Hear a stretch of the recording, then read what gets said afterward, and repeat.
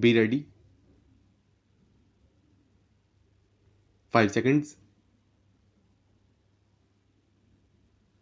Start. Mr. Vice Chairman, I was speaking about the need for developing a strong UN delegation.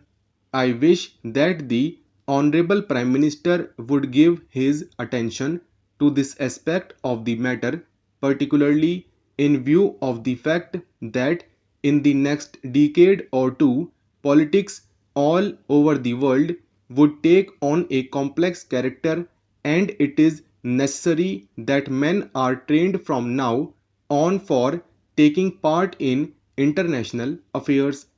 In the UK and the United States, such delegations are built with men who have wide knowledge of international affairs, and there should be other qualification for a man to be included in such a delegation. In this connection, I should also like to mention that it is time for government to develop sound conventions regarding the conduct of foreign affairs. In the United States, they have accepted the principle of bipartisan consultation on important affairs of policy. For example, when President Kennedy stood for election, President Eisenhower, even during the period of the conduct of the campaign of President Kennedy, kept him informed about major developments in foreign affairs. We have seen our government sending troops out of this country to the Congo, and at that time I had raised the point that before troops left our country for any assignments of an unusual character like the Congo assignment, members of the opposition should be informally consulted. There will be no question of any leakage of information whatever if leaders in the opposition are consulted on important aspects of foreign policy. The consultative committee of the External Affairs Ministry does go some way to meet the needs of exchanging information about foreign affairs, but the informal consultation of the kind that I mention, where the leader of the opposition and leaders of other parties are called and told by the Prime Minister about unusual developments, would strengthen the convention that the foreign policy of the country has the support not only of the Congress party but also of the entire country. I was speaking about our external publicity, and it is a subject on which I think I can speak with some confidence, as I have been an old time newspaperman in this country. The material which is sent out to foreign countries is extremely scrappy and useless. There is included in these messages some statement of what this minister was saying somewhere.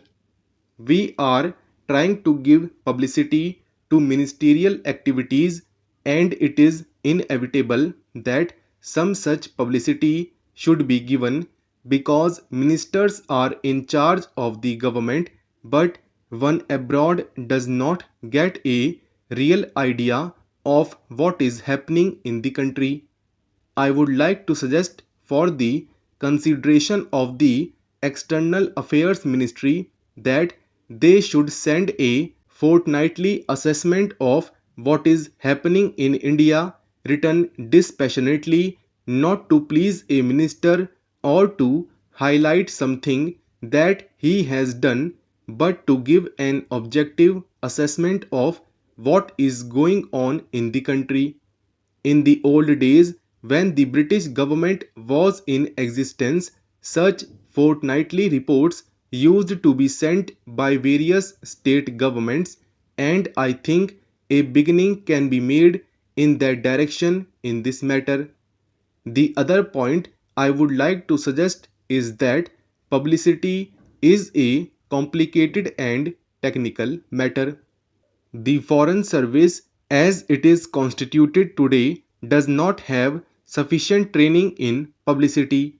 The Estimates Committee, which went into the demands of the External Affairs Ministry, mentioned about the methods of training which have been adopted, but since our foreign servicemen are not trained in publicity work, and one sees, for example, that a lot of confusion has arisen in the United States over Ambassador Nehru's statement, I think the External Affairs Ministry might well set up a committee of members of parliament who are conversant with external publicity and some newspapermen to advise the External Affairs Ministry from time to time.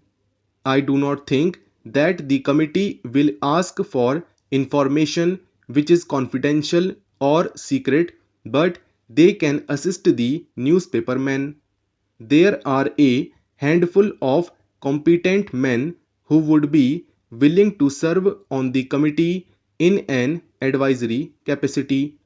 They would be able to tell the External Affairs Ministry what should be done in order that our news publicity abroad is better.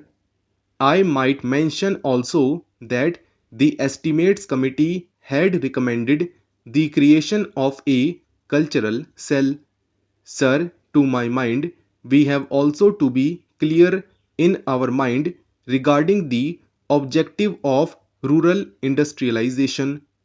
Do we mean to have only diversification of rural economy, and are we going to have rural industrialization only in order to give some help to those who find themselves unemployed during a certain period of the year? Are we aiming at utilizing local resources and meeting local needs through diversification of rural economy, or have we a more fundamental objective in mind when we are trying to industrialize the rural areas? Without this, I am afraid rural industrialization will not be possible.